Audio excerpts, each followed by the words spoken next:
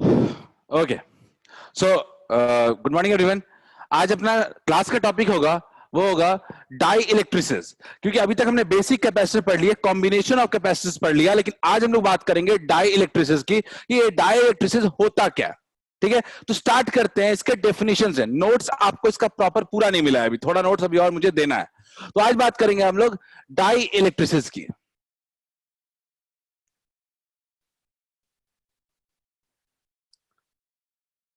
पहले ये होता क्या है, किस तरह का मटेरियल होता है। तो सिंपल से वर्ड्स में अगर समझें इसको, तो ये सिंपल एक नॉन कंडक्टिंग मटेरियल होता है। डाई इलेक्ट्रिसिस क्या होता है? एक नॉन कंडक्टिंग मटेरियल जो इलेक्ट्रिक फील्ड को पास तो करने देता है, but without any conduction. Electric field pass हो सकता है, पर उसमें कोई फ्री इलेक्ट्रॉन्स नहीं होते हैं। इस तरह के मटेरियल को कहते हैं हम लोग डाई इलेक्ट्रिसिस। तो डेफिनेशन में इसके कीवर्ड्स को अगर ढूंढो, तो कीवर्ड्स पहला जो होता है वो होता है नॉन नॉन कंडक्टर, यानी एक्चुअली एक्चुअली ये इंसुलेटर होता है। क्लियर है? क्वालिटी क्या होती है? It allows electric field to pass, but with condition कि no movement of free electrons. कोई फ्री इलेक्ट्रॉन्स का मूवमेंट होगा ही नहीं, क्योंकि होता ही नहीं है। क्लियर है? तो ये होता है डाई इलेक्ट्रिसिस। डाई इलेक्ट्रिसिस के बारे में अगर बात करते हो, तो डाई इलेक्ट्रिसिस मेनली जो होता है वो दो तरह के होते हैं, और सब नोट्स में साफ साफ दिया है मैंने। एक होता है पोलर, और दूसरा होता है non polar. Non polar, polar materials और नॉन पोलर। ये पोलर क्या होता है? पोलर मटेरियल्स ऐसे मटेरियल्स होते हैं जिसमें अगर आप देखोगे, एक एक मॉलिक्यूल को देखोगे, तो हर एक मॉलिक्यूल में एक अपना इलेक्ट्रिक डाइपोल मोमेंट होता है। अब केमिस्ट्री में बहुत सी चीजें ऐसे पढ़े हो। केमिस्ट्री में आपने काफी चीजें पढ़ी थी। फॉर एग्जाम्पल, केमिस्ट्री में हमने NH3 पढ़ा था, उसके पास अपना डाइपोल मोमेंट होता है। आपने इसके अलावा काफी HCl पढ़ा होगा, कई सारे एग्जांपल्स हैं। HCl,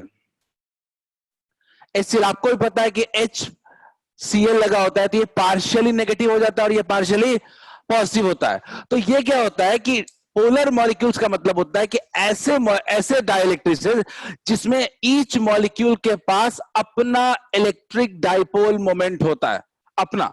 तो एक एग्जांपल को लेते हैं पोलर मॉलिक्यूल्स का। हम पोलर मॉलिक्यूल्स के एक एग्जांपल को लेते हैं, क्या उसकी प्रॉपर्टी होती है। तो मान लीजिए हमने एक पोलर डाइलेक्ट्रिक्स लिया। तो पोलर डाइलेक्ट्रिक्स लिया तो हमने क्या देखा कि उसमें एक एक मॉलिक्यूल के पास एक अपना डाइलेक्ट्रिक होता है। डाइलेक्ट्रिक का मतलब क्या होता है? अपना डाइपोल मोमेंट होता है, मतलब कि उसका पॉजिटिव और नेगेटिव चार्ज के बीच क्या है? एक डाइपोल बन रहा है। देखा हमने कई सारे मॉलिक्यूल्स को टेस्ट देख चेक किया।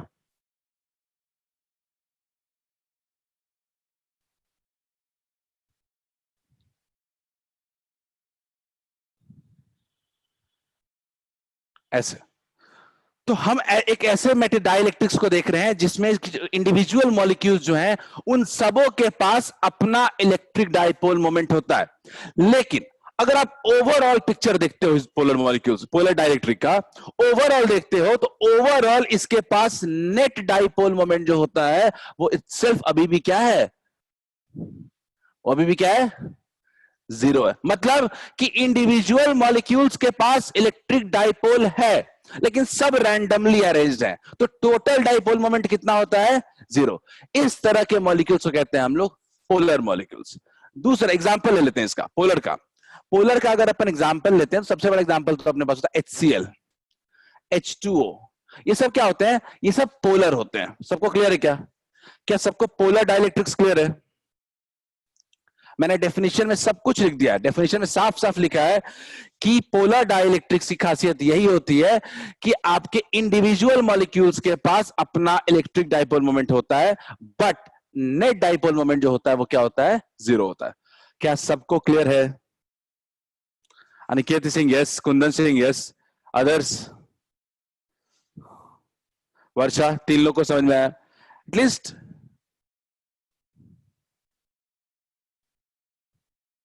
ओके, चलो मान लेते हैं सबको आ गया समझ में।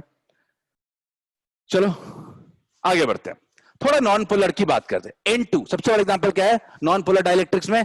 नाइट्रोजन गैस, ठीक है, ऑक्सीजन O2। देखते हैं थोड़ा सा। नॉन पोलर डाइलेक्ट्रिसिटी में देखते हैं कि जो एक एक मॉलिक्यूल्स होता है उसकी खासियत ये होती है कि उसका जो पॉजिटिव और नेगेटिव चार्ज होता है वो एक दूसरे पे सुपर कोइंसाइड कर जाता है।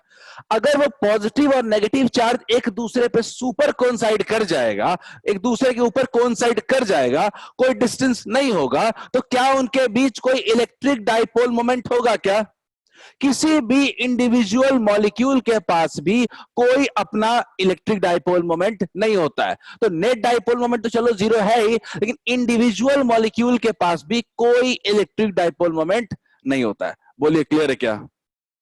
बोलिए क्लियर है क्या सबको? कि अगर मैं बात करूं non polar molecule, non polar dielectricity की, तो simple each molecule have or any molecule don't have any electric dipole moment and net electric dipole moment is zero. Example show करो तो ऐसे लिखेंगे इसको, पॉजिटिव नेगेटिव।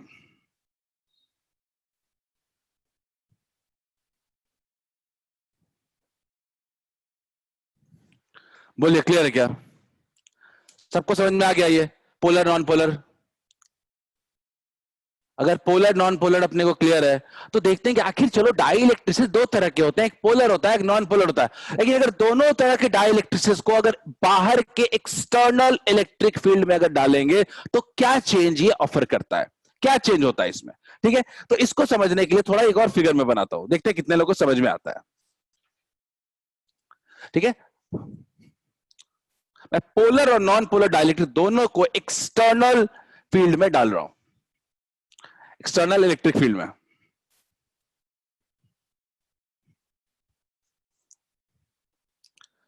इनिशियल कंडीशन पहले draw कर देता हूं मैं।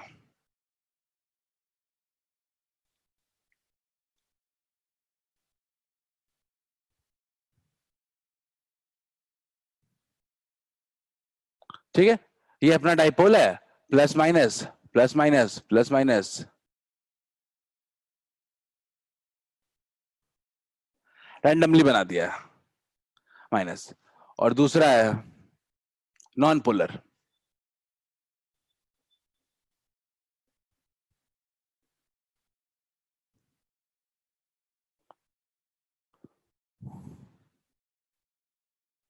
हमने क्या किया, दोनों मटेरियल्स को हमने एक्सटर्नल इलेक्ट्रिक फील्ड में डाल दिया, एक्सटर्नल इलेक्ट्रिक फील्ड में। जब हमने इसको एक्सटर्नल इलेक्ट्रिक फील्ड में डाला तो हमने क्या ऑब्जर्व किया, पहले पोलर को देखते हैं।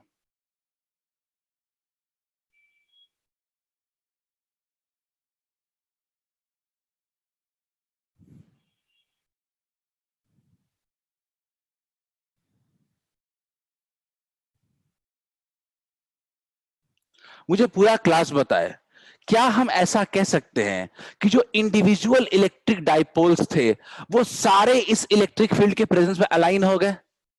सारे अलाइन हो गए? सब लोग कह सकते हो क्या? सारे जो इलेक्ट्रिक डाइपोल्स थे इंडिविजुअल वाले, वो सारे क्या हो गए, इलेक्ट्रिक फील्ड के अलाइन हो गए? क्यों हुए, इसका जवाब आपके पास होना चाहिए। याद करो, हमने जब पढ़ा था कि जब एक इलेक्ट्रिक डाइपोल को जब हम लोग एक्सटर्नल फील्ड में रखते हैं तो उसका पोटेंशियल एनर्जी मिनिमम कब होता था? जब इलेक्ट्रिक डाइपोल फील्ड के 0 डिग्री पे होता था, उसको कहते थे स्टेबल इक्विलिब्रियम। तो कोई भी डाइपोल क्या चाहेगा, डाइपोल यही चाहेगा कि मेरी पोटेंशियल एनर्जी मिनिमम हो और मेरा इक्विलिब्रियम क्या हो, स्टेबल हो। तो ये जो डाइपोल अरेंज हुआ है, गौर से देखिए, नेगेटिव टू पॉजिटिव होता है, तो डाइपोल का भी डायरेक्शन यही है क्या? सही है, 0 डिग्री पे अरेंज हो गया।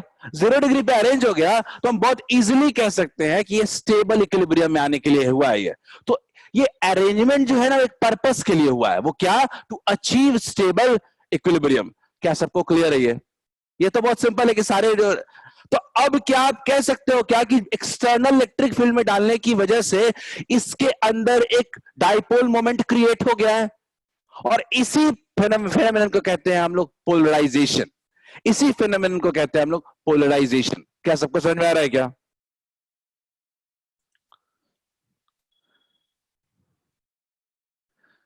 अभिनव, अनिकेत, सबको आ गया समझ में? सही, यस अगर अंडरस्टूड। शिवानी क्लियर है? एक डाइलेक्ट्रिक मटेरियल को हमने जैसे ही फील्ड में डाला, उसके डाइपोल सारे अरेंज हो गए इन वन डायरेक्शन और हमें एक नेट इलेक्ट्रिक डाइपोल मोमेंट मिल गया है। इस फेनोमेनन को कहते हैं पोलराइजेशन। क्लियर है?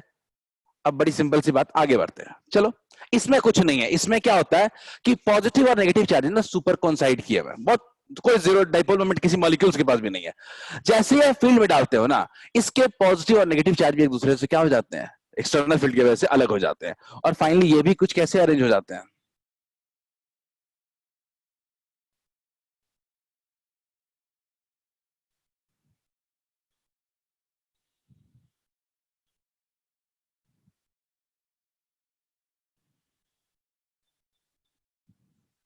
क्या क्लियर है? क्या क्या इसमें भी एक नेट इलेक्ट्रिक डाइपोल मोमेंट आ गया? क्या पोलर हो या नॉन पोलर मॉलिक्यूल, क्या हम कह सकते हैं कि हर तरह के मॉलिक्यूल में एक नेट इलेक्ट्रिक डाइपोल मोमेंट आता है जब उसको हम लोग एक एक्सटर्नल इलेक्ट्रिक फील्ड में डालते हैं। तो आज के बाद हम कुछ भी पढ़ेंगे, हम पोलर नॉन पोलर नहीं पढ़ेंगे, क्योंकि जो करो आखिरी केस तो उसका वही है कि उसके अंदर में एक net electric dipole moment establish हो ही जाएगा। क्या सबको क्लियर है यहां तक? आज के बाद अपन सिर्फ और सिर्फ डाई इलेक्ट्रिक बात करेंगे, पोलर नॉन पोलर की बात नहीं करेंगे न्यूमेरिकल्स में। कोई ये मत पूछना कि पोलर है कि नॉन पोलर है, who cares. If it's clear तो हम लोग बहुत इत्मीनान से पोलराइजेशन टॉपिक में एंटर कर सकते हैं। ये बहुत समझने वाला टॉपिक है, ये क्वेश्चन बनते हैं हमें समझ में नहीं आता जनरली। ठीक है, चलो, I think most of your concept clear हो गए। सो अगला टॉपिक है अपना polarisation of a dielectric when kept in an electric field. एक इलेक्ट्रिक फील्ड में जब एक हम लोग डाइलेक्ट्रिक को इंसर्ट करते हैं तो उसमें पोलराइजेशन होता है, कैसे, इसको समझते हैं थोड़ा सा। बहुत इंटरेस्टिंग है, इसका डेरिवेशन मैंने नोट्स में दिया हुआ है। ठीक है, बहुत इंपॉर्टेंट भी है।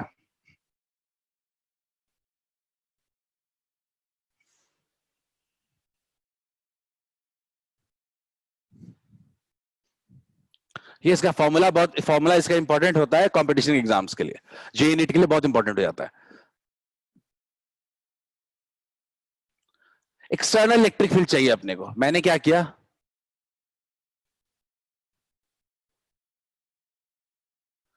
एक पैरेलल प्लेट कैपेसिटर ले लिया,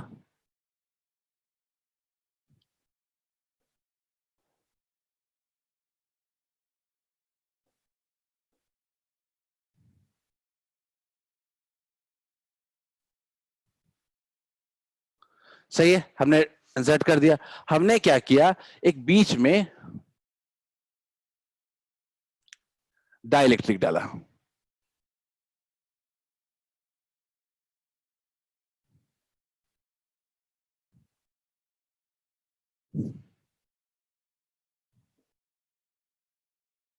डाइलेक्ट्रिक को डाला, ठीक है। अब आप अंदर से जानते हो कि अंदर में क्या होगा, डाइलेक्ट्रिक के अंदर रीअरेंजमेंट होगा और रीअरेंजमेंट होने के साथ साथ कुछ ऐसी स्थितियां बन जाएंगी। मुझे लगता है ये सब आप जानते हो कि डाइलेक्ट्रिक्स क्या हो जाएंगे, अब अरेंज हो जाएंगे और कुछ ऐसी स्थिति बनेगी। नोट्स की तरफ देखते रहना, क्योंकि मैं वही की चीजें बता रहा हूं।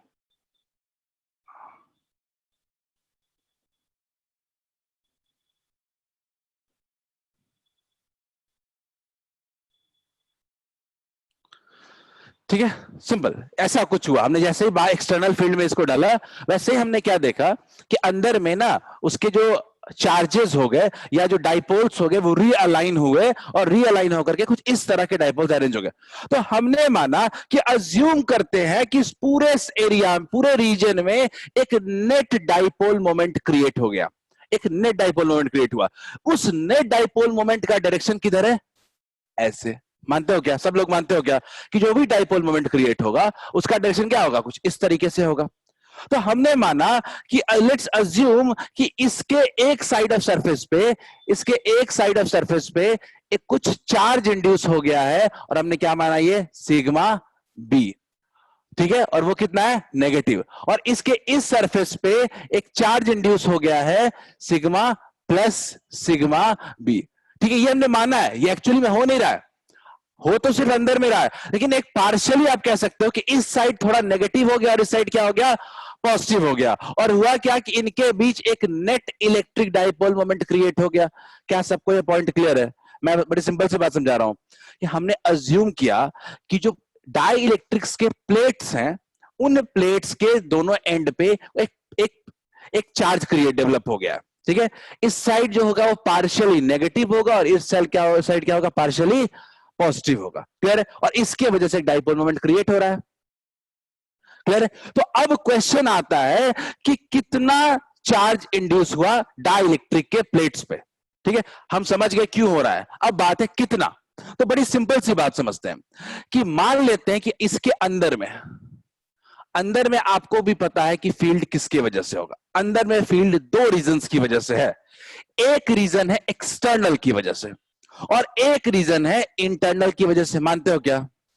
अगर मैं पूछूं आपसे कि इनसाइड के पॉइंट पे इलेक्ट्रिक फील्ड कितना है, तो आप बोलोगे कि दो रीजंस की वजह से है, एक आउटसाइड सोर्स की वजह से और एक इनसाइड सरफेस चार्ज की वजह से। तो मैं सिंपल सी बात करता हूं कि इलेक्ट्रिक फील्ड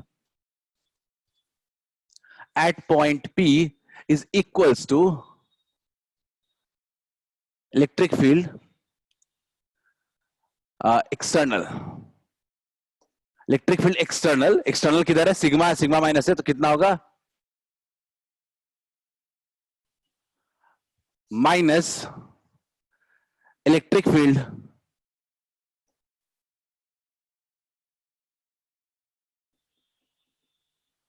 इस नेगेटिव पॉजिटिव की वजह से, इसकी वजह से फील्ड किधर होगा? इस डायरेक्शन में होगा। तो एक्सटर्नल माइनस इंड्यूस्ड कह सकते हैं क्या? मैं सिंपल कह सकता हूं कि जो इनसाइड में जो इलेक्ट्रिक फील्ड है वो एक्सटर्नल माइनस इंड्यूस्ड होगा। अब एक्सटर्नल कितना होगा आप भी बता सकते हो। एक्सटर्नल कितना होगा आप भी जानते हो, sigma upon epsilon naught. Induced कितना होगा? Sigma b upon epsilon naught. मानते हो क्या सब लोग? मैं कह रहा हूं एक्सटर्नल जो होगा वो क्या होगा? Sigma upon epsilon not. और जो इंटरनल होगा वो क्या होगा? इंड्यूस क्या होगा? Sigma b upon epsilon naught. लेकिन आप जानते हो कि इलेक्ट्रिक फील्ड जब किसी डाई इलेक्ट्रिक का आप चेक करते हो, जो तो फील्ड जो होता है डाई इलेक्ट्रिक के अंदर में, उसका फॉर्मूला होता है सिग्मा अपॉन के एप्सिलॉन नॉट। याद है क्या? आज तक आप किसी मीडिया में फील्ड निकाले होगे तो कैसे निकाले थे? सिग्मा अपॉन के एप्सिलॉन नॉट निकाले थे क्या? सिंपल सी बात कह रहा हूं, आज तक जो कभी फील्ड किसी डाइलेक्ट्रिक के अंदर में निकाले हो तो सिग्मा अपॉन के एप्सिलॉन नॉट। तो ये हो गया नेट फील्ड। ये क्या हो गया? Net field at point P. क्या मैं सिग्मा सिग्मा खत्म कर दूं क्या? सॉरी सॉरी सॉरी सर, नहीं कर सकता। ठीक है, नहीं कर सकता। ये सिग्मा है और ये सिग्मा है। मैं एप्सिलॉन नॉट खत्म कर देता हूं, क्या बचता है? Sigma by k equals to sigma minus sigma b. Clear है? क्या मैं सिग्मा बी को इधर लेके चला हूं, कितना हो जाएगा? और यहीं से आता है charge density induced equals to sigma into 1 minus 1 upon k. ये बहुत ही इंपॉर्टेंट फॉर्मूला है। ठीक है, इसको कहते हैं induced charge on the surface of dielectric. Induced charge on the surface of dielectric. क्या सबको क्लियर है ये?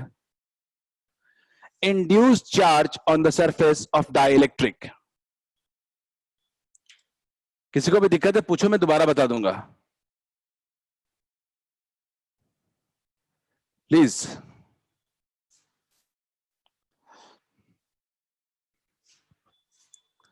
Anyone else? किसी को डाउट है क्या? मैं बोल रहा हूं कि देखो सिंपल, अगर आप पहले डाइलेक्ट्रिक नहीं होता तो फील्ड क्या होता? ये होता। लेकिन जैसे ही डाइलेक्ट्रिक आप इंसर्ट करते हो, रजा मैं फिर से समझा दे रहा हूं, ठीक है? चलिए मैं एक और तरीके से समझाता हूं, देखते हैं कितने लोगों को समझ में आता है।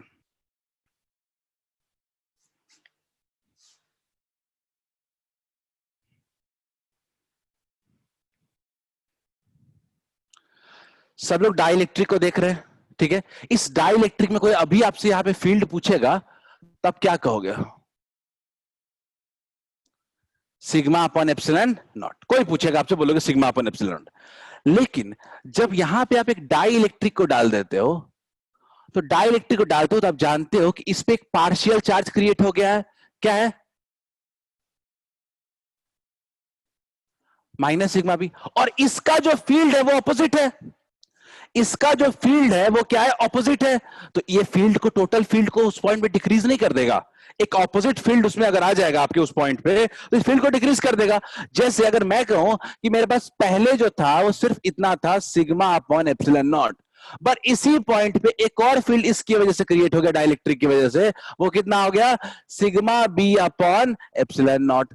तो कोई भी बेवकूफ इंसान ये कह सकता है कि अब इस पॉइंट पे field sigma upon epsilon not नहीं है, अब फील्ड घट के क्या हो गया है, sigma b upon sigma by epsilon naught minus sigma b upon epsilon naught. Clear है क्या? अब मेरे पास फील्ड क्या हो गया है, अब इस पॉइंट पे फील्ड घट गया और कितना हो गया है, sigma upon epsilon naught minus sigma b upon epsilon naught. Clear है? इसी नेट फील्ड को हम लोग कहते थे सिग्मा अपॉन के, के मतलब डाई इलेक्ट्रिक कांस्टेंट। क्लियर है? अब क्लियर है सबको? अगर क्लियर है तो हम आगे बढ़ सकते हैं। ये टॉपिक, इसके बाद के जितने टॉपिक्स है बहुत सिंपल सिंपल आएंगे, डेरिवेशन है, और वो करने के बाद क्वेश्चन बनने लगेंगे अपने। ये क्लियर है सबको? मैं सिंपल समझाना जो चाहता हूं कि कैसे होता है, अब क्या होता है, कितना कितना वैल्यू चेंज होता है, इस पे बात करते हैं। चलो, I think replies are yes. Repeat वाले कोई है बच्चे में? नहीं, वर्षा, कुंदन, आई थिंक किसी को रिपीट चाहिए, किसी को हेल्प, दोबारा हेल्प चाहिए तो बता दो मुझे। आई डोंट थिंक चाहिए। चलो आगे बढ़ते हैं। ओके, आगे बढ़ते हैं। हेडिंग डाल अपने पास, अगला हेडिंग है जो नोट्स में नहीं है आपके, ठीक है, वो होता है capacitor, sorry, parallel plate capacitor field with dielectrics. ठीक है,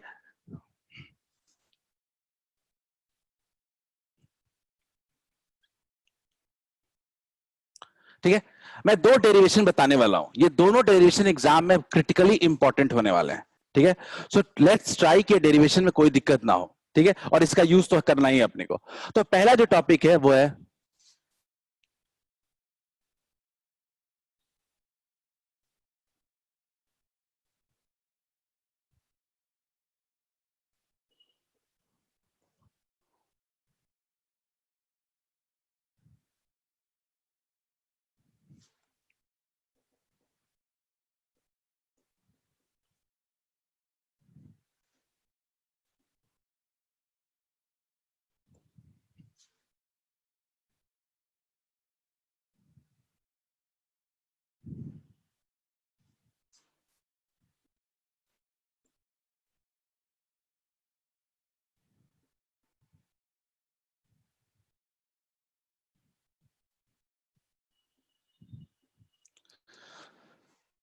क्लियर है, हमने क्या किया, एक पैरेलल प्लेट कैपेसिटर लिया और उसके बीच में कंप्लीटली क्या कर दिया, हमने हमने क्या कर दिया, हमने डाइलेक्ट्रिक फिल कर दिया। ठीक है, बहुत सिंपल डेरिवेशन है। तो कोई आपसे अगर पूछता है कि बताओ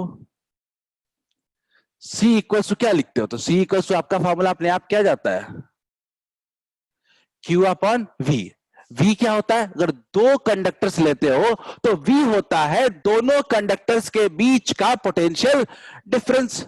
क्लियर है? यानी आप एक्चुअल में यहां क्या चाहते हो, ए बी, ए बी मतलब ये ए प्लेट है और ये बी प्लेट है, तो आप क्या चाहते हो, potential difference in between A and B.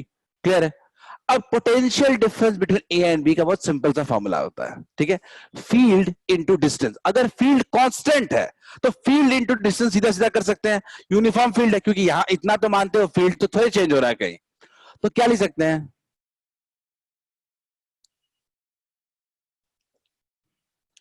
E into D.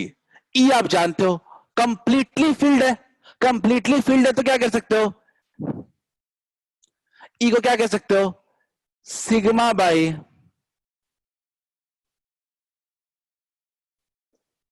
बोलिए क्लियर है क्या? मैं बोल रहा हूं कि C इक्वल्स टू अपने को चाहिए Q by V, potential difference. अपने पास V नहीं पता था, तो V क्या, मैंने बोला कि इस रीजन में जो फील्ड है अंदर में, नेट फील्ड जो है वो क्या होता है, सिग्मा अपॉन के एप्सिलॉन नॉट। हम जानते हैं डाइलेक्ट्रिक के अंदर ये फील्ड होता है, अभी निकाला कैलकुलेट करके, तो नेट फील्ड तो सिग्मा बाई के एप्सिलॉन नॉट ही होता है। तो अब अपने को सॉल्व करना है, अपने को C निकालना है, C।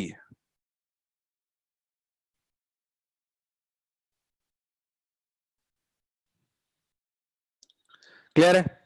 सिंपल सी बात है, क्यू को लिख सकते हो क्या, सिग्मा इंटू ए के epsilon not by sigma into D. Cancel हो गया, क्या फॉर्मूला आ गया, के टाइम्स एप्सिलॉन नॉट ए अपॉन डी। क्या अपन कह सकते हैं कि जब कंप्लीटली फिल्ड किया हमने तो जो कैपेसिटेंस था वो सिर्फ के टाइम्स इंक्रीज कर गया। अगर एक डाई इलेक्ट्रिक में अगर हमने कंप्लीटली फील्ड एक कैपेसिटर, पैरेलल प्लेट कैपेसिटर के बीच में हमने पूरी तरीके से कंप्लीटली उसको डाइलेक्ट्रिक से फिल कर दिया है, तो जो कैपेसिटेंस है वो के टाइम्स इंक्रीज कर गया है। क्या क्लियर है सबको? क्या सबको क्लियर है ये कॉन्सेप्ट?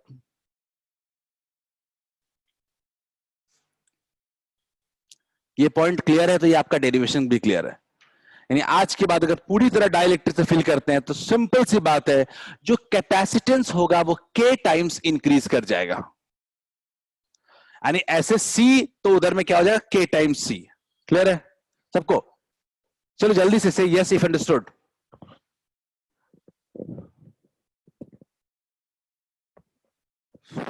समझ में आ गया? लेकिन हम गलती कहां करते हैं, हम गलती करते हैं याद करने के चक्कर में इसको, और हम लॉजिक भूल जाएंगे तो डेरिवेशन, अगर एक से ज्यादा डाइलेक्ट्रिक्स इंसर्ट कर दें तो आपसे डेरिवेशन नहीं हो पाता है। ठीक है, तो सिंपल से चीज देखते हैं कि अगर एक से ज्यादा अगर डाइलेक्ट्रिसिस हो तो कैसे डेरिवेशन करेंगे। वो क्लियर हो जाएगा, क्वेश्चन खत्म हो जाएगा, अपना टॉपिक खत्म हो जाएगा, फिर सीधे न्यूमेरिकल्स कर सकते हैं हम। ठीक है, हटा रहा हूं मैं। ठीक है,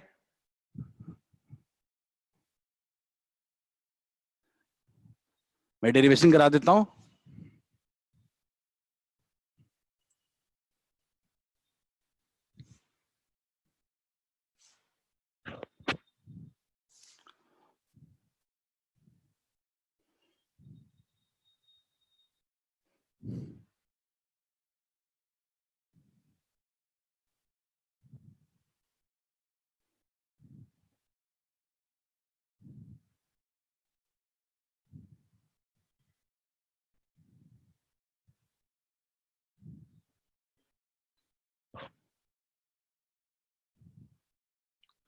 मैं दो ही लेकर के सॉल्व कर रहा हूं, इसको बाद में हम लोग जनरल फॉर्मूला बना लेंगे।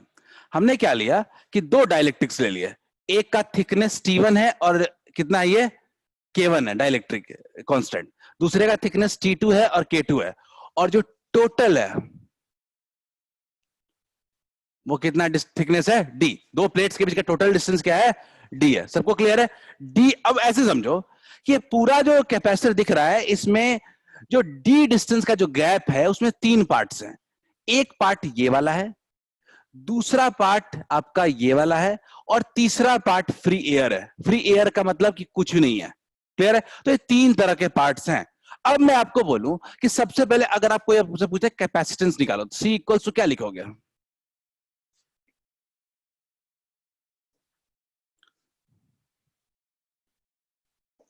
Q by VAB। थोड़ा एक काम करते हैं, Q को लिख सकते हैं क्या, कैलकुलेशन बाद में इजी हो जाता है, सिग्मा इंटू ए। अब पॉइंट है VAB कैसे निकाले। अब VAB इतना इजी नहीं है इस केस में। क्लियर है? VAB इतना इजी नहीं है, कारण क्या है कि फील्ड तो चलो यूनिफॉर्म होता था तो E इंटू डी कर देते थे। अब फील्ड पूरे यहां से यहां तक थोड़ा यूनिफॉर्म है, फील्ड तो डिफरेंट पार्ट्स में बट रहा है, एयर है, मीडियम है, एयर है, मीडियम है, एयर है। क्लियर है? तब तो दिक्कत है थोड़ी सी। तो मैं क्या सिंपल सा कहता हूं कि जब आपको इस तरह के केस में दो प्लेट्स के बीच में पोटेंशियल डिफरेंस निकालना हो और कई सारे डाइलेक्ट्रिक्स डाले हो तो सिंपल इसको डिवाइड करो। कितने पार्ट्स में, एक पार्ट ये है, दूसरा पार्ट ये है, और तीसरा पार्ट सारा बचा हुआ एयर है। ठीक है, तो सिंपल सी बात होती है। अगर निकालना हो तो ऐसे लिखते हैं, E1 into D1 plus E2 into D2 plus E3 into D3। ठीक है, क्लियर है? ऐसे लिख दिया, मतलब E इंटू डी पूरा नहीं लिख सकते, हर फील्ड का इंटू उनका थिकनेस। तो अब मुझे बताओ कि पहला कौन सा मिलता है, ये डाइलेक्ट्रिक मिलता है। अब इसमें फील्ड कितना होगा, तो आप भी पता है, आपको भी पता है कितना होगा, sigma upon K1 epsilon not, और इसका थिकनेस कितना है, T1। क्लियर है? दूसरा ये वाला एरिया लेते हैं, ये वाला प्लेट लेते हैं, इसका इसमें कितना होगा फील्ड, इसमें फील्ड होगा sigma upon K2 epsilon not T2। अगर साथ साथ मेरे लिखोगे ना तो ज्यादा समझ में आएगा। तीसरा क्या होगा? तो तीसरा क्या है? पूरा का पूरा बचा हुआ एयर है, यानी D minus T1 plus T2 का जो एरिया, जो पूरा थिकनेस है, ये पूरा का पूरा क्या है? एयर है। तो उस एयर वाले केस को क्या लिख सकते हैं अपन? मैं नीचे थोड़ा लिख रहा हूं, सिग्मा अपॉन एप्सिलॉन नॉट। के तो है नहीं एयर में, सिग्मा अपॉन एप्सिलॉन नॉट क्या लिख सकते हैं? D minus T1 minus T2, यानी बचा हुआ लेंथ। T1 और T2 के हटा करके जितना भी थिकनेस बचा हुआ है वो क्या है? एयर है। क्या सबको क्लियर है क्या ये VAB? किसी को भी डाउट है तो पूछो, किसी को भी डाउट है तो पूछो। ये डेरिवेशन बहुत इंपॉर्टेंट डेरिवेशन है ये। मैं आपको तरीके फोकस कर रहा हूं कि तरीका कैसे है।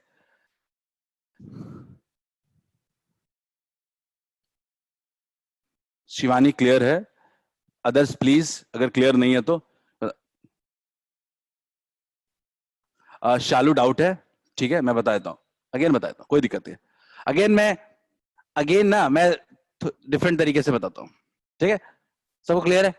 मैं टेंशन मत लो, आपके नोट्स में बहुत साफ साफ डेरिवेशन लिख के दूंगा। अभी यहाँ पे बताने का तरीका थोड़ा डिफर कर रहा हूं, चेंज कर रहा हूं, ठीक है? हम देखते हैं।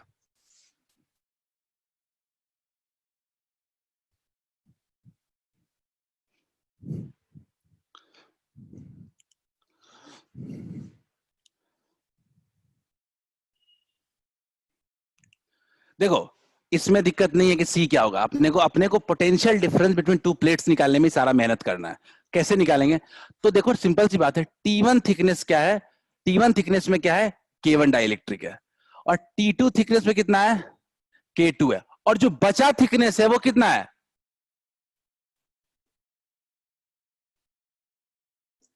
मानते हो क्या? एयर। मैं सिंपल सी बात कह रहा हूं, ए और बी प्लेट के बीच के जो डिस्टेंस है, इसको हमने कुल मिला के तीन पार्ट्स में डिवाइड किया। एक है डाइलेक्ट्रिक 1, दूसरा है डाइलेक्ट्रिक 2, और तीसरा है रिमेनिंग स्पेस। क्लियर है? रिमेनिंग स्पेस का डाइलेक्ट्रिक कांस्टेंट 1 है, इसका K2 है और इसका K1 है। सबको क्लियर है? जिसको भी दिक्कत हुई, अगर मैं कहूं आपको कि इतने दूर, इतने इतने किस इस डाइलेक्ट्रिक 1 में कितना फील्ड होगा, तो क्या लिखोगे? सिग्मा अपॉन, मैं एकदम साफ साफ लिख रहा हूं, इसमें फील्ड कितना लिखोगे? सिग्मा अपॉन, और इसमें क्या लिखोगे? Sigma upon epsilon. सही है। आपको फील्ड पता है, आपको थिकनेस पता है, तो क्या अपन पोटेंशियल डिफरेंस नहीं निकाल सकते हैं? क्योंकि उतने रीजन में तो फील्ड कांस्टेंट है, उतने रीजन में तो फील्ड चेंज हो नहीं रहा है। क्लियर है? तो क्या लिख सकते हैं?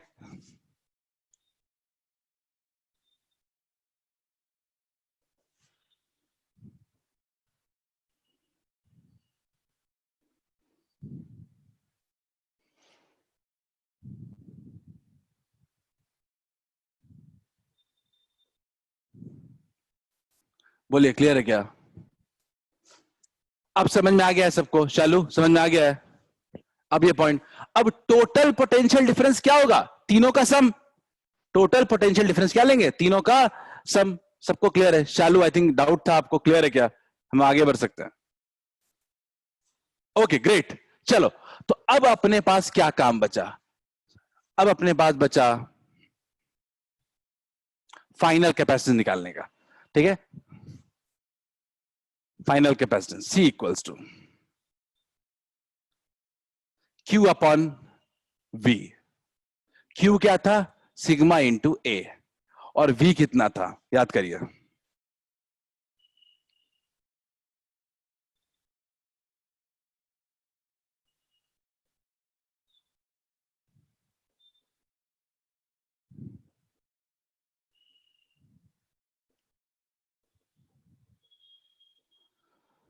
इसको अब आगे क्या लिख सकते हैं? सिग्मा कैंसिल कर देते हैं, ठीक है? क्या बचेगा ऊपर में? Area by,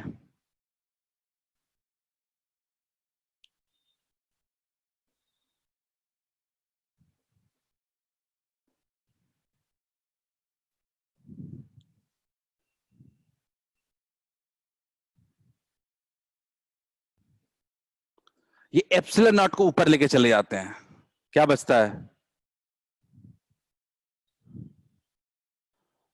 epsilon naught A by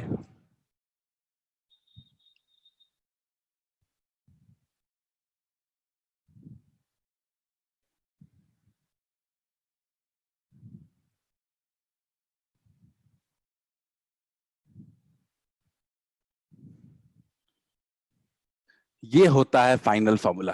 चलो क्लियर है क्या? ये है फाइनल फॉर्मूला। किसी को डाउट है इसमें? मैं फॉर्मूले के बारे में और डिटेल में बात करूंगा। मैं फॉर्मूले के बारे में थोड़ा सा और इसके प्रोज एंड कॉन समझाऊंगा, कैसे इसको जनरल फॉर्मूला में लिख सकते हैं अपन, वो सब बताऊंगा मैं। ठीक है? फॉर्मूला ऐसा कुछ नहीं कि याद नहीं रहता, हमेशा याद रहता है फॉर्मूला, लेकिन डेरिवेशन हमेशा मुश्किल है इसका, और इसको याद रखना पड़ेगा, दिमाग में रखना पड़ेगा। I am giving you 1 minute. किसी को कोई भी दिक्कत है बोर्ड पे तो आप उसको दूर कर लो, उसके बाद हम लोग फाइनल इस फॉर्मूले पे बात करेंगे, क्योंकि इसी फॉर्मूले पे पूरा एक्सरसाइज बचा है हमारा, और कुछ है नहीं इस टॉपिक में। अब हमें बेसिक पोलराइजेशन क्या होता है वो जानना चाहिए, और डाइलेक्ट्रिक्स में क्या होता है वो जानना है हमें। ठीक है?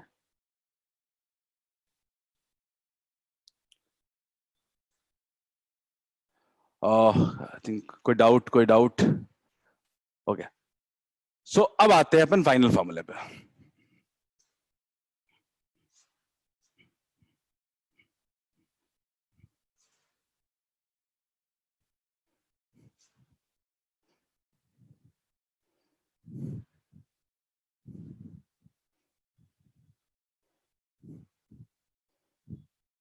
तो अब अपन देखते हैं एक फाइनल फॉर्मूले को, जनरल फॉर्मूला इसको कहते हैं ना, जनरल फॉर्मूला।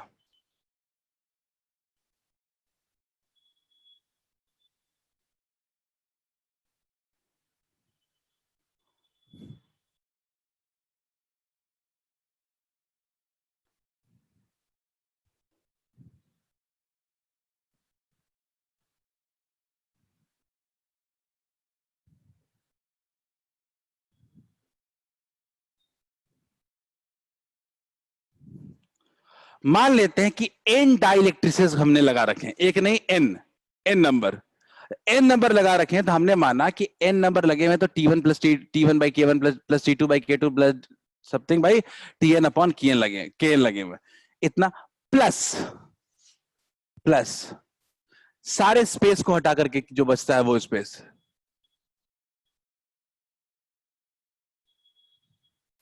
ये है फाइनल कैपेसिटेंस का फॉर्मूला। याद रखना है इस फॉर्मूले को, यही है इसका जनरल फॉर्मूला। क्लियर है? इसको इसके बाद हम लोग बात करते हैं कैसे कंप्लीटली फील्ड वाले में फॉर्मूला काम ये करता है। ठीक है, देखते हैं एग्जांपल।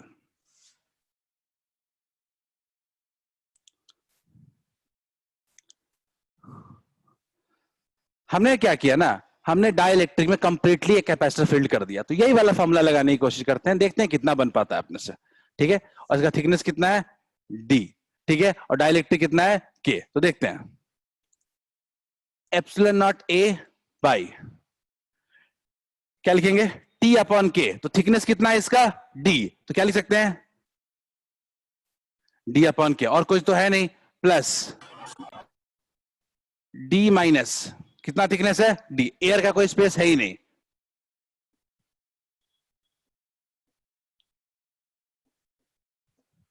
क्लियर क्या? के टाइम्स एप्सिलॉन नॉट ए अपॉन डी। क्लियर है? उसी उसी फॉर्मूले पे हमने बना दिया, के टाइम्स एप्सिलॉन नॉट ए अपॉन डी। ये आपका हो गया final formula for completely field dielectric. Clear है? यही है आपका जनरल फॉर्मूला। क्यों ना इस पे बेस्ड कुछ क्वेश्चंस करते हैं। ठीक है, क्वेश्चन करेंगे तो ही समझ में आएगा। सबको क्लियर है क्या?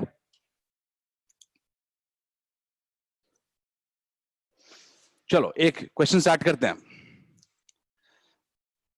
हमने आधा टाइम टॉपिक पढ़ लिया, अब कुछ भी डेरिवेशन नहीं बचता है।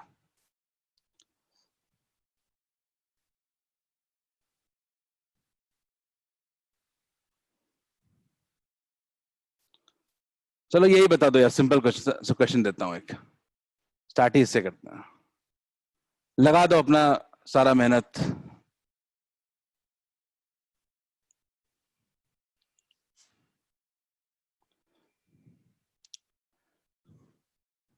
इतना बड़ा क्वेश्चन लेकिन कोई जान नहीं।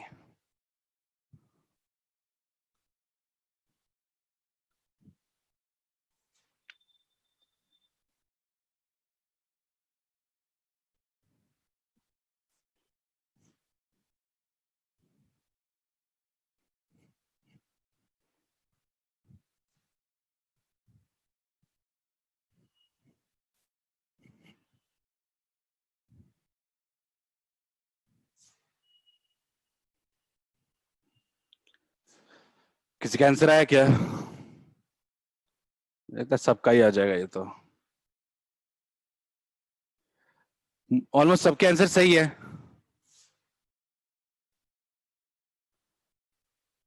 हर्ष करेक्ट है। एप्सिलॉन नॉट ए ऊपर रहेगा, division divided by D1 by T1 plus D2 plus T by D2 plus D3 by T3। Sorry, हाँ ठीक है, D1 by sorry T1 by K1 plus T2 by K2 plus T3 by K3। कौन सा option आ रहा है सबका? ए। सबका answer सही है। करेक्ट आंसर होगा इसका सिंपल ए। मैं इसको सॉल्व नहीं कर रहा हूं कि एग्जैक्ट फॉर्मूला बेस्ड है ये। सिंपल देखो, फॉर्मूला क्या था? Epsilon naught A by epsilon naught A by divide अपन क्या था? T1 by K1। तो T1 कितना है? D1 by K1 plus T2 by K2 D2 by K2। और एयर का कोई स्पेस है ही नहीं तो कुछ बचेगा नहीं साइड में। एयर वाला कोई पार्ट ही नहीं है, सारा का सारा क्या है? डाई इलेक्ट्रिक से ही फील्ड है। क्या सबको क्लियर है? आगे बढ़े क्या? किसी को डाउट है क्या इस क्वेश्चन में? किसी को डाउट है फर्स्ट क्वेश्चन का? इसका क्वेश्चन का जो आंसर होगा वो होगा ए। अदर्स? अनिकेत चलो क्लियर है। अदर्स किसी को भी डाउट है इस क्वेश्चन में? चलो आगे बढ़ते हैं फिर।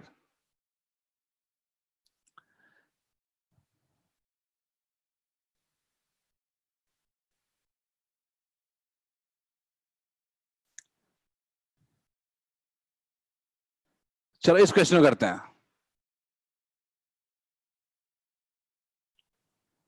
जल्दी से। मुझे लगता है ये बहुत सिंपल क्वेश्चन है अभी। Find the capacitance between A and B.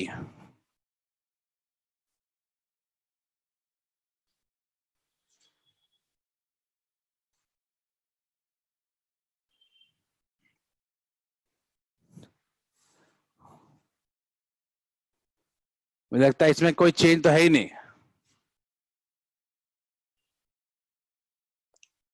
एकदम फॉर्मूले का डायरेक्ट यूज है।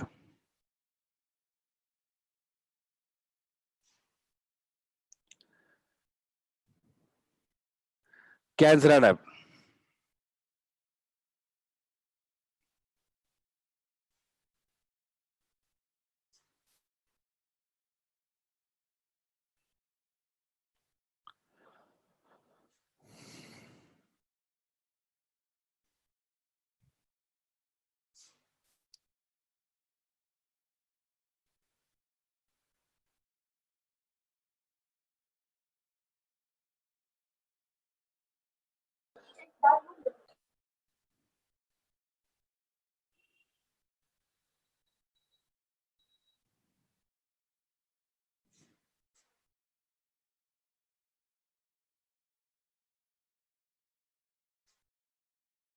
स्टिल अभी तक आंसर एक भी नहीं आया है।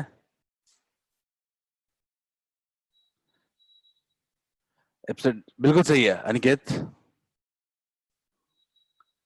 बिल्कुल सही है।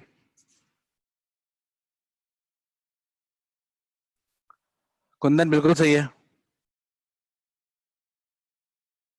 कोई बात नहीं, आराम से बनाए, कोई जल्दी नहीं है।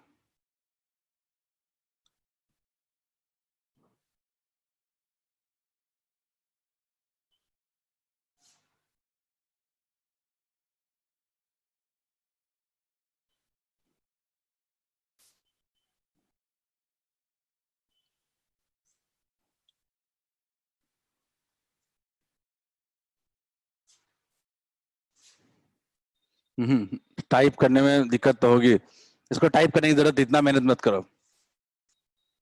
एग्जैक्टली सेम फॉर्मूले पे है। ठीक है, क्या लिख सकते हो? ए से बी के बीच में, ए से बी के बीच में जा रहे हैं, सिंपल लगा हुआ है। फॉर्मूला अपने को पता है, एप्सिलॉन नॉट ए बाई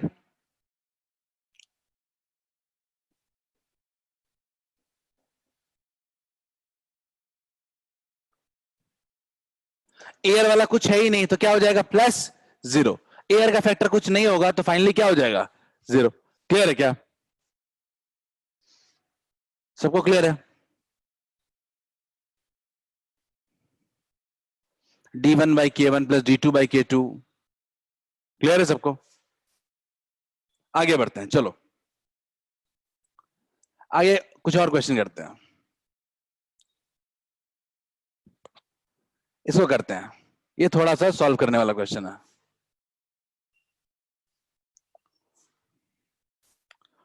थोड़ा सा इसको सही कर देता हूं। सब लोग पूरे क्वेश्चन को पढ़ें, ये क्वेश्चन सब कुछ सिखा देगा, डाइलेक्ट्रिक बिना डाइलेक्ट्रिक का क्या है, सब कुछ। ये कर लिया तो सब बन जाएगा।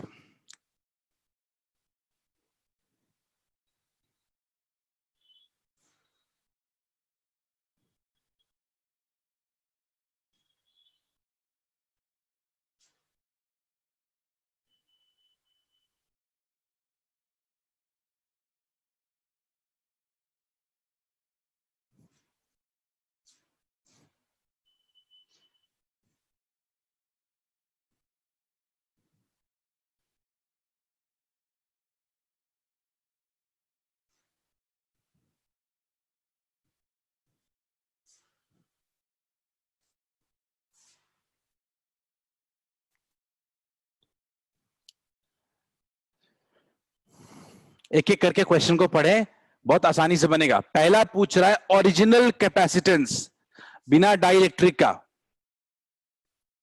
ओरिजिनल कैपेसिटेंस का फॉर्मूला बस देखें क्या होता है, एप्सिलॉन नॉट ए अपॉन डी। क्या सब कुछ पता है अपने को?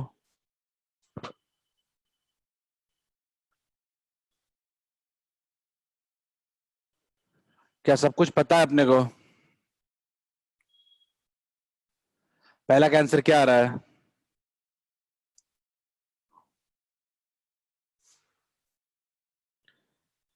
ओरिजिनल कैपेसिटेंस, एकदम डेटा भी बहुत सिंपल टर्म्स में दिया गया है। एप्सिलॉन 8.854 होता है, बट उसको 9 इंटू 10⁻12 दिया गया है।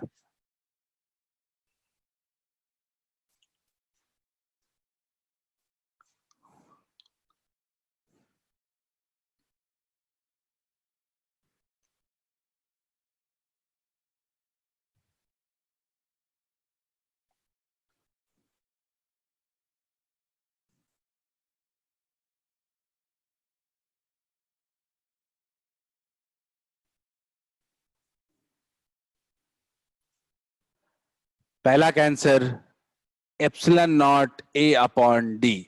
ओरिजिनल कैपेसिटेंस पूछा है, एप्सिलॉन नॉट का वैल्यू दिया है 9 इंटू 10⁻12।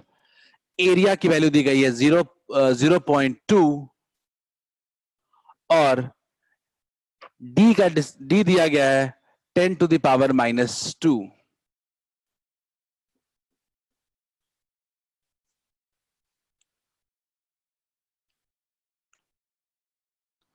1.8 into 10⁻10 farad.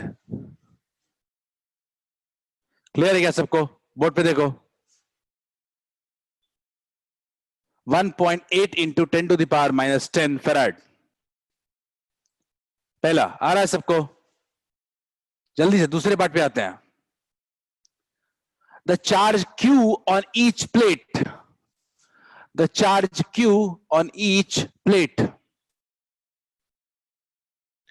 अपने को शुरुआत में वोल्टेज पोटेंशियल डिफरेंस दिया हुआ है क्या? 3000 वोल्ट दिया हुआ है, और अपने को कैपेसिटेंस की वैल्यू दी गई है 1.8 into 10⁻10 farad. Q equals to होता है CV, इनिशियल चार्ज अगर देखें Q ऑन ईच प्लेट, तो Q इक्वल्स टू होता है C इंटू V। C मतलब 1.8 इंटू 10⁻10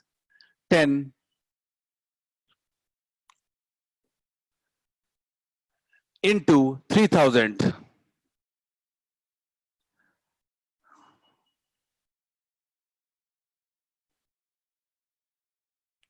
कितना आ रहा है? 5.4 इंटू 10⁻⁻7 कूलम। क्या सबको क्लियर है? क्या सबको ये पॉइंट क्लियर है? शिवानी, दूसरा पार्ट भी क्लियर है? ओरिजिनल चार्ज आ गया और शुरुआत का कैपेसिटेंस आ गया। अब आते हैं क्वेश्चन, थर्ड क्वेश्चन पे। थर्ड क्वेश्चन पे आते हैं सब लोग। मैंने कुछ नहीं किया, Q इक्वल टू CV कर दिया शुरुआती का। थर्ड देखते हैं, capacitance C after insertion of dielectric. बड़ी सिंपल सी बात है, जब डाइलेक्ट्रिक को इंसर्ट करते हो तो कैपेसिटेंस क्या हो जाता है? K टाइम्स हो जाता है। लेकिन अपने को कैपेसिटेंस के बारे में पता नहीं है। देखो इस केस में जब एक पैरेलल प्लेट कैपेसिटर में डाइलेक्ट्रिक को इंसर्ट कर रहे हो और कोई बैटरी नहीं लगा हुआ है तो उसमें चार्ज कांस्टेंट रहेगा, चार्ज में कोई चेंज नहीं रहेगा। अभी थोड़ी देर में इसको बताएंगे। अभी इसको मान लो कि इस केस में चार्ज में कोई चेंज नहीं रहेगा। मैं बार बार कह रहा हूं, अभी थोड़ी देर में इसको समझाएंगे। क्योंकि कैपेसिटर में कोई बैटरी नहीं लगा हुआ है, पोटेंशियल डिफरेंस चेंज हुआ है, तो चार्ज क्या रहेगा? सेम रहेगा। तो चार्ज आपको अभी अभी आया था, कितना आया था? 5.4 इंटू 10⁻⁻7 वोल्ट। और अभी आपको पोटेंशियल डिफरेंस पता चला है कि डिक्रीज होके कितना हो गया है? 1000 वोल्ट। क्या सी ने निकाल लोगे सब लोग? मैं कह रहा हूं कि चार्ज अपना चेंज नहीं होगा इस केस में, बिकॉज कोई बैटरी बाहर से नहीं लगा हुआ है। ठीक है, तो 5.4 इंटू 10⁻⁻7 कूलम। पोटेंशियल डिफरेंस के बारे में दिया गया है कि ड्रॉप होकर के वो 1000 वोल्ट हो गया। तो Q दिया गया, V दिया गया, सी ने निकाल लोगे।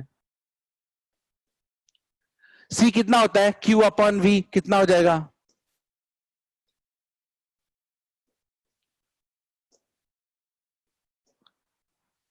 5.4 इंटू 10⁻⁻10 फेराड। क्या सबको क्लियर है? नहीं शिवानी, 10⁻10 हो जाएगा ना। शिवानी देख लीजिए, कैलकुलेशन देखिए।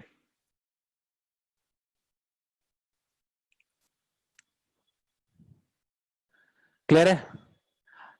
के सी नॉट कर ही नहीं सकते हैं ना जब अपने को के पता ही नहीं है।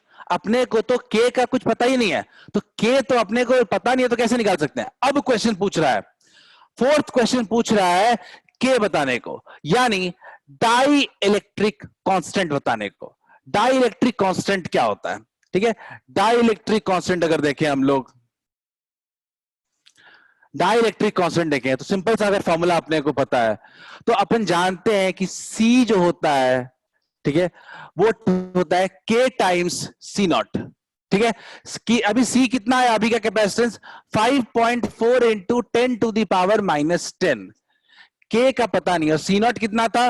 1.8 इंटू 10⁻⁻10। शुरुआती कैपेसिटेंस था 1.8 और अभी कितना? 5.4। तो के का वैल्यू कितना आ गया? 3। सबको क्लियर है क्या? के का वैल्यू आएगा 3। जल्दी से देखते हैं, के का वैल्यू इस केस में आएगा अपना 3। किसी को डाउट है क्या?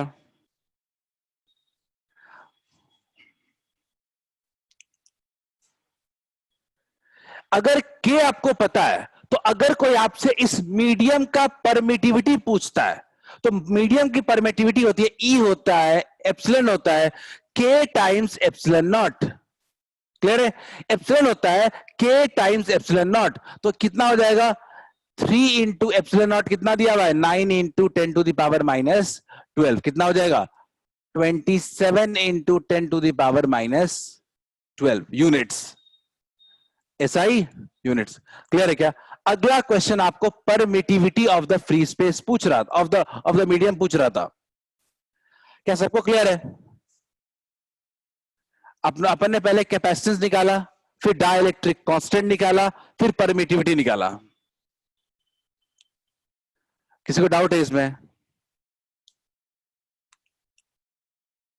और लास्ट दो क्वेश्चन बहुत इजी है। Original field sigma upon epsilon not और मीडियम में फील्ड सिग्मा बाई के एप्सिलॉन नॉट। सबको क्लियर है? पांचवा छठा मैं बोर्ड पे नहीं बता रहा हूं। पांचवे में सिग्मा अपॉन एप्सिलॉन नॉट और सिग्मा अपॉन के एप्सिलॉन नॉट हो जाएगा सीधा सीधा।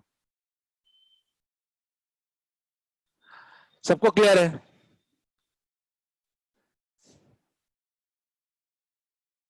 Please say yes if understood.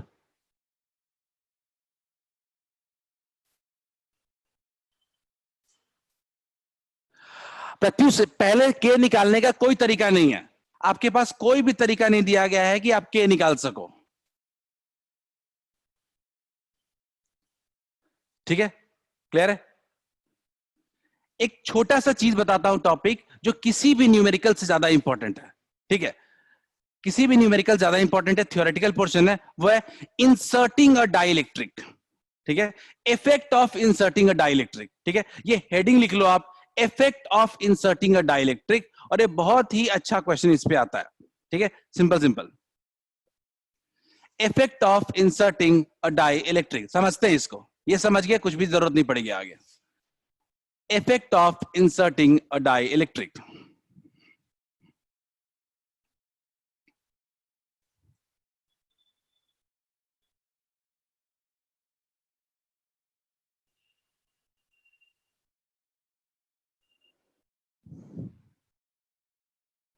चलिए क्लियर है?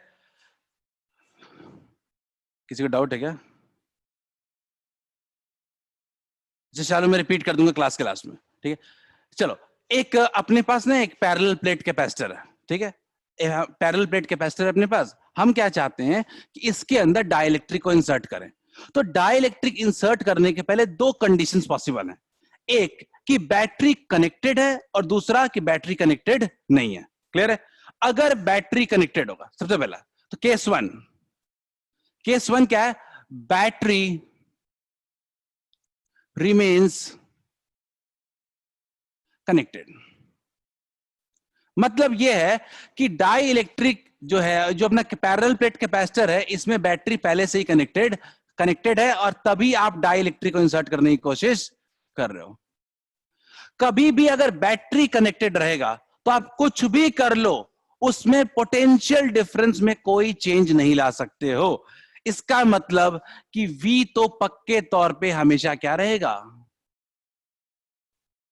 कांस्टेंट। सबको क्लियर है क्या? अगर आपने बैटरी को कनेक्टेड रखा है तो पहला चीज मान लो कि पोटेंशियल डिफरेंस में कभी कोई चेंज नहीं होगा, एकदम कांस्टेंट रहेगा, चाहे डाइलेक्ट्रिक इंसर्ट करो ना करो। क्लियर है?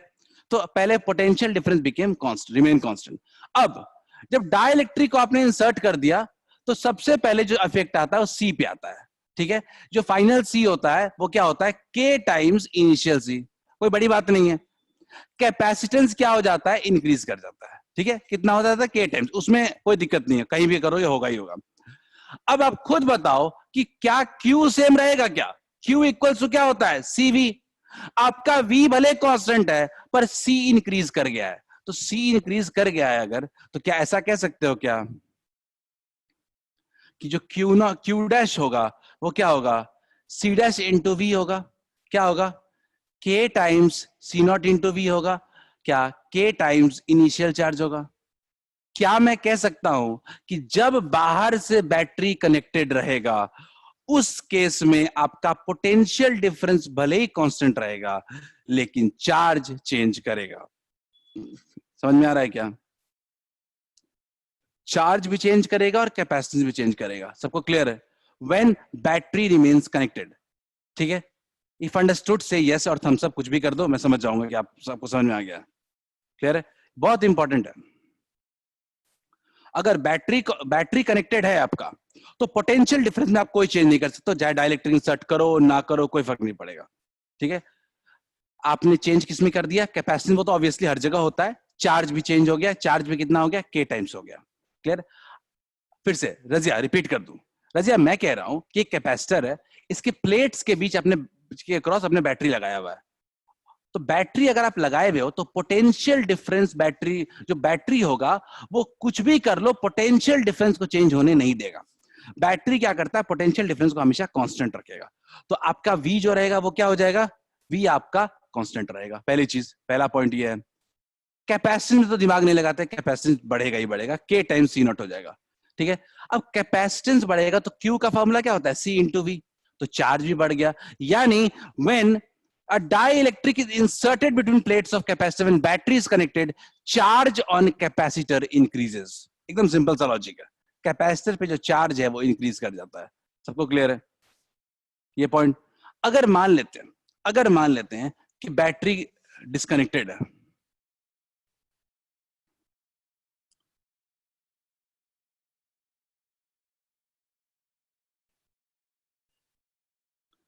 बैटरी इज डिस्कनेक्टेड,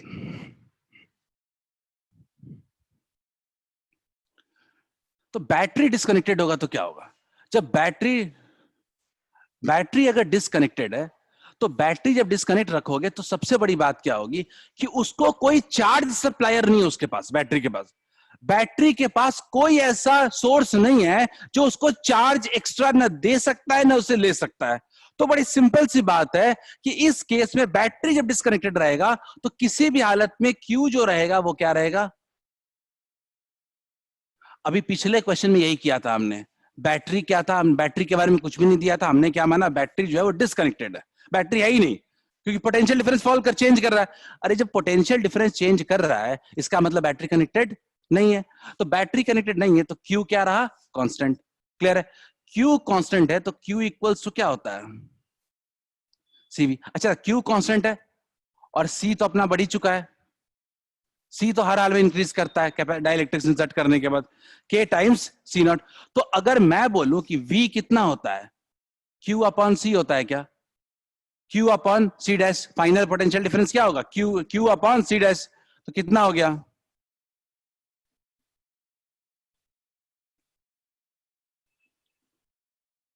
क्या मैं कह सकता हूं जो फाइनल पोटेंशियल डिफरेंस है वो क्या हो गया है? डिक्रीज कर गया है। फाइनल पोटेंशियल डिफरेंस जो है वो क्या कर गया है? डिक्रीज कर गया है। क्या सबको क्लियर है ये बात?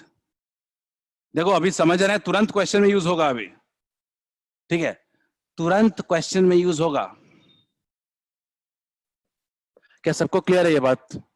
मैं कह रहा हूं जब बैटरी डिस्कनेक्टेड हो तो चार्ज सेम रहेगा, जब बैटरी कनेक्टेड हो तो पोटेंशियल डिफरेंस सेम रहेगा। क्लियर है? चलो इस पे बेस एक क्वेश्चन करेंगे, सब समझ में आ जाएगा।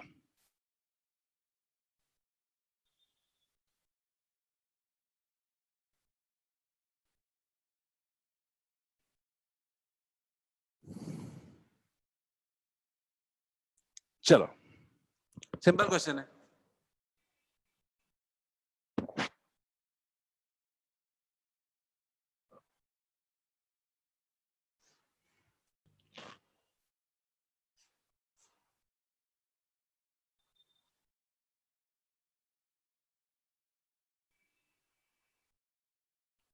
आइसोलेटेड चार्ज कंडेंसर, मतलब कि कोई भी बैटरी नहीं लगाई हुई है। आइसोलेटेड का मतलब अलग रखा हुआ है चार्ज करके।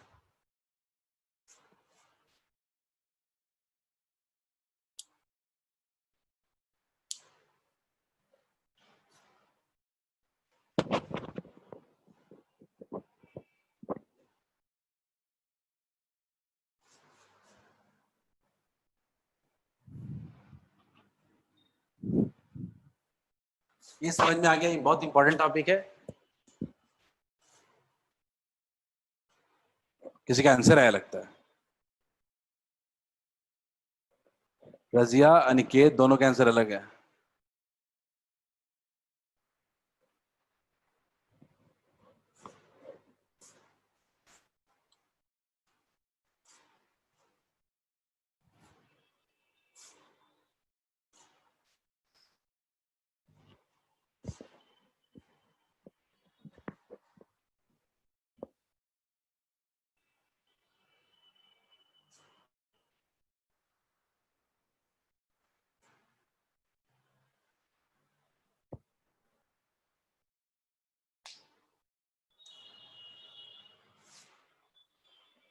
अभी तक मेरे पास जो आंसर्स आए हैं ए और सी के बीच में है, कुंदन का बी भी आया है।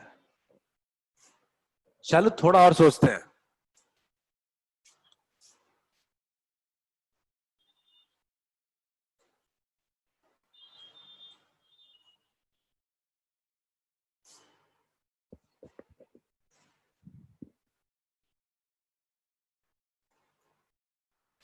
ए और सी के बीच में आंसर आ रहा है।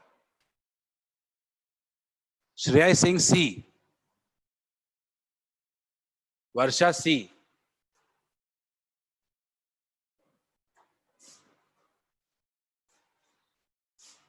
लेखिका ऑल्सो सी। सो हम लोग के पास capacity, charge, potential difference, energy stored और इलेक्ट्रिक फील्ड, एक क्वेश्चन सब कुछ खत्म। ठीक है, सब कुछ समझ में आ जाएगा। तो अपने को ये करना है, मैं ये चाहता हूं कि आप लोग जरूरत पड़े तो स्क्रीन को देखें, अदरवाइज क्वेश्चन को मैं स्क्रीन शेयर करके ही रखता हूं अभी। ठीक है, देखते हैं। ये है बैटरी डिस्कनेक्टेड है, क्लियर है, आइसोलेटेड। ये समझना जरूरी था लेकिन वो तो मैंने बस हिंट कर दिया है।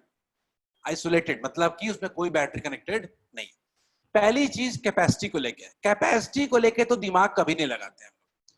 डाई इलेक्ट्रिक इंसर्ट करते ही कैपेसिटेंस इंक्रीज करेगा ही करेगा, हमने इतना डेरिवेशन पढ़ा इसीलिए तो कि सी विल इंक्रीज। तो एक बात तो क्लियर है, ए और सी हमेशा मेरे ऑप्शन से हट चुका है। सबको क्लियर है क्या? ए और सी तो अपने ऑप्शन में ही नहीं है। ए और सी जो है वो अपने ऑप्शन में ही नहीं है। क्लियर है? क्लियर है? अब आते हैं, फिर से आते हैं चार्ज पे। मैंने बड़े सिंपल सी बात कही थी कि जब आपका बैटरी है ही नहीं तो चार्ज में चेंज होगा ही नहीं। तो सिंपल सी बात है कि आपका जो चार्ज रहेगा वो हमेशा कांस्टेंट रहेगा। तो सिंपल क्लियर, अभी भी बी और सी दोनों सही हो सकता है। पहले दोनों के हिसाब से अभी भी इंक्रीजेस भी है और रिमेन्स कांस्टेंट भी है, तो चार्ज चेंज नहीं करेगा। थर्ड, पोटेंशियल डिफरेंस, इसको ध्यान से देखते हैं, अभी पढ़ा है हमने कि पोटेंशियल डिफरेंस क्या हुआ है, डिक्रीज करेगा। पोटेंशियल डिफरेंस जो करेगा वो क्या करेगा, डिक्रीज, क्योंकि हमने पढ़ा था कि फाइनल पोटेंशियल डिफरेंस क्या हो गया था, वी अपन के। याद वाद मत रखना इसको, ये लॉजिक होना चाहिए इसके पीछे, एग्जाम में याद नहीं रहेगा। अगला, एनर्जी स्टोर्ड। एनर्जी स्टोर्ड का फॉर्मूला क्या होता है? एनर्जी स्टोर्ड का फॉर्मूला लगा लो, Q square upon 2c। Simple, Q constant होता है, एनर्जी स्टोर्ड का फॉर्मूला होगा Q square upon 2c। Q constant है, सी क्या हो जाता है फाइनल। अगर आपका डाइलेक्ट्रिक को इंसर्ट करोगे तो कैपेसिटेंस बढ़ेगा और एनर्जी स्टोर्ड क्या हो जाएगा, डिक्रीज कर जाएगा। तो क्या इसका होगा, डिक्रीज। सी ऑप्शन बिल्कुल सही चल रहा है अभी तक। पोटेंशियल डिफरेंस भी डिक्रीज और एनर्जी स्टोर्ड भी डिक्रीज। लास्ट में है इलेक्ट्रिक फील्ड। इलेक्ट्रिक फील्ड के बारे में समझते हैं थोड़ा सा। इलेक्ट्रिक फील्ड का क्या होगा, इलेक्ट्रिक फील्ड वाला क्वेश्चन सबसे ज्यादा पूछा जाता है, तो इलेक्ट्रिक फील्ड को देखते हैं। कभी भी इलेक्ट्रिक फील्ड आपसे पूछा जाए ना, तो आप सीधा ऐसे सोचना कि इलेक्ट्रिक फील्ड जो होता है वो होता है V upon D. Electric field होता है V अपॉन डी। अगर V चेंज हो रहा है तो ही इलेक्ट्रिक फील्ड चेंज होगा, और V अगर बढ़ेगा तो इलेक्ट्रिक फील्ड भी बढ़ेगा, V अगर घटेगा तो इलेक्ट्रिक फील्ड भी घटेगा। सोच लो, V डिक्रीज कर रहा है तो इलेक्ट्रिक फील्ड भी क्या करेगा, डिक्रीज करेगा। क्या सबको क्लियर है? क्या सबको क्लियर है ये?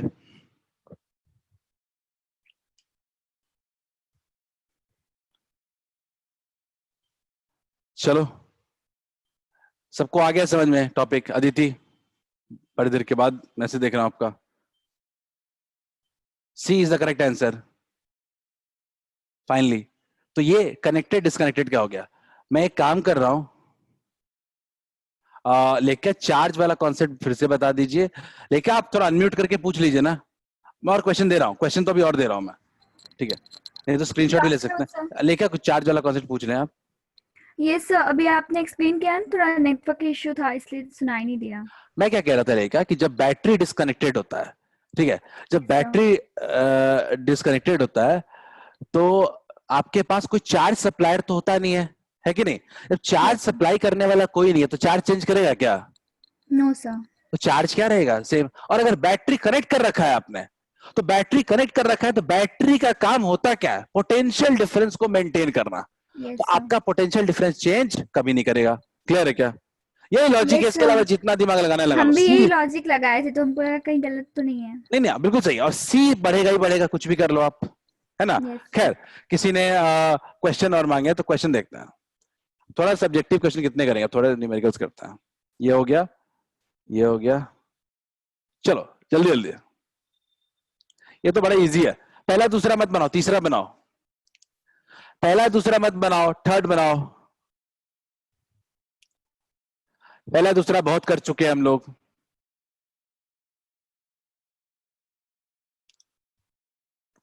थर्ड कैसे बनेगा?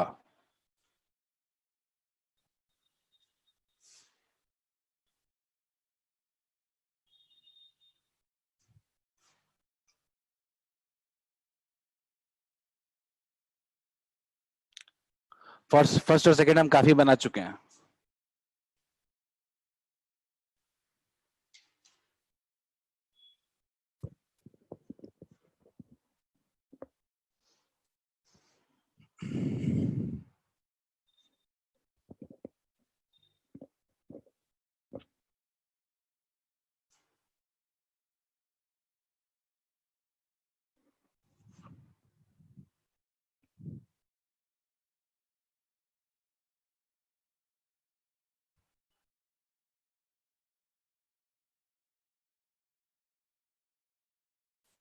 कौन सा क्वेश्चन दिखा दो सुरुचि? ये वाला ले लो स्क्रीनशॉट। इसको भी स्क्रीनशॉट लेना है, इसका ले लो जल्दी से।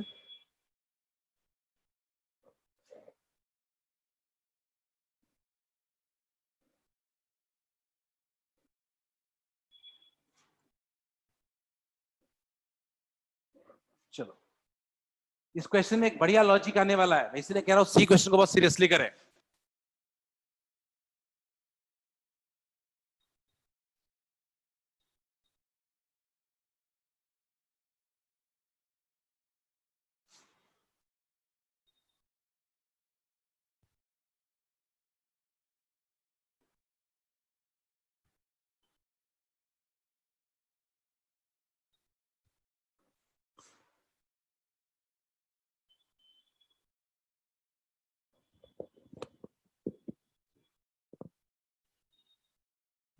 चलो, इस क्वेश्चन को सॉल्व मत करो, बोर्ड पे देखो, नया लॉजिक है, थोड़ा समझ में जल्दी आएगा।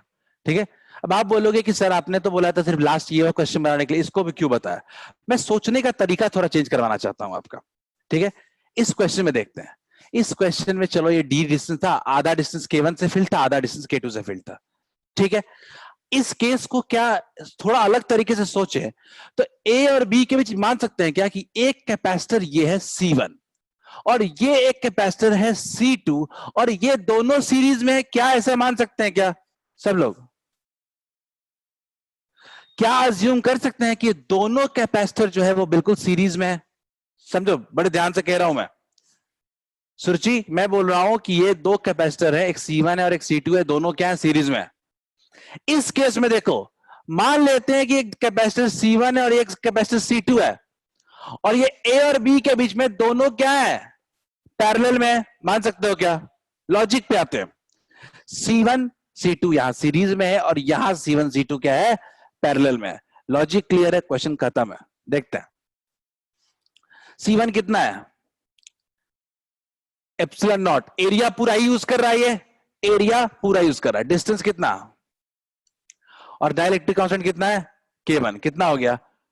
2K1 epsilon not A upon D। C2 same उसी तरीके से क्या हो जाएगा? 2K2 epsilon not A upon D। क्या मैं C इक्विवेलेंट नहीं निकाल सकता हूं? इस केस में मुझे कोई C इक्विवेलेंट निकालने को बोलेगा, क्या मैं साफ साफ लिख सकता हूं क्या 1/C equivalent equals to 1/C1 plus 1/C2? क्या ये एक और लॉजिक हो सकता है क्वेश्चन को बनाने का? ये एक और लॉजिक है क्वेश्चन को सॉल्व करने का। अभी तक आपने सीधा सीधा फॉर्मूला लगाया था, मैं आपको साफ कह रहा हूं फॉर्मूला ना लगा के क्यों ना ऐसे सोचें। ठीक है, क्लियर है सबको? सबको क्लियर है ये पॉइंट?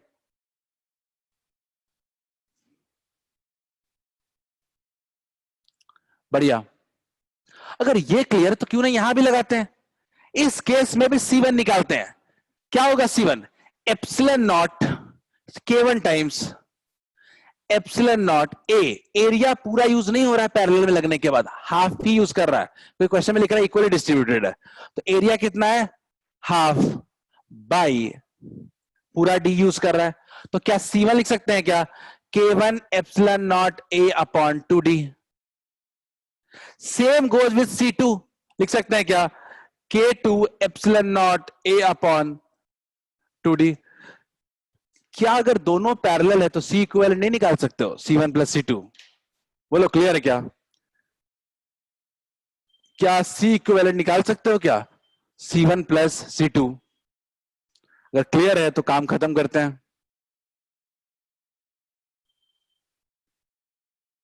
हर्ष समझ नहीं आया? मैं हर्ष कह रहा हूं कि ये दो पॉइंट्स है ए और बी, इसके बीच दो इस तरह से अरेंजमेंट था, K1 K2 अलग था।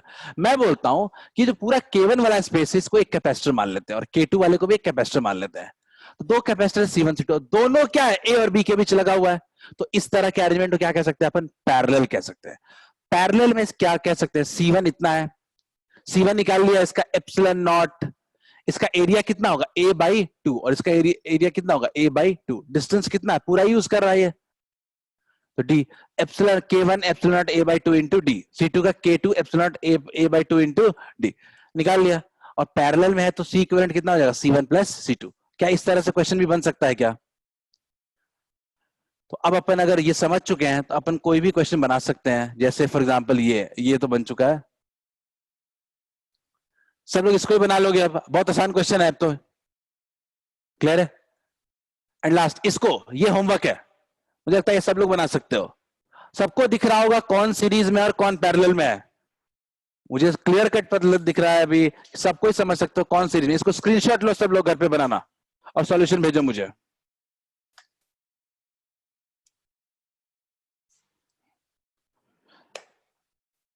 ये लास्ट कॉम्प्लेक्स डाइलेक्ट्रिक अरेंजमेंट हो सकता है, इससे ज्यादा क्या ही पूछेगा।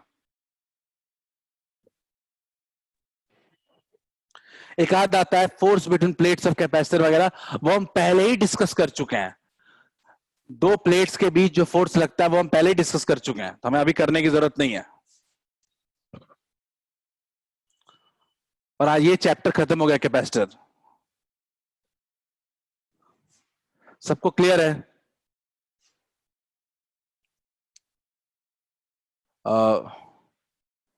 आज जो पढ़ाया वो क्लियर है? स्टिल थोड़ा टॉपिक ऐसा है जो समझने वाला टॉपिक है, मैं वीडियो भी डाल दूंगा, आप दोबारा भी देख सकते हो। ठीक है, कहीं कोई दिक्कत हो फिर से पूछ लेना। ठीक है, आज बहुत कम लोग हैं तो होमवर्क डिस्कशन में जो टेस्ट का डिस्कशन है उसको देखते हैं, और जिसको भी जो स्पेसिफिक डाउट है वो पूछ लो, बाकी पूरा डिस्कशन बाद में करेंगे।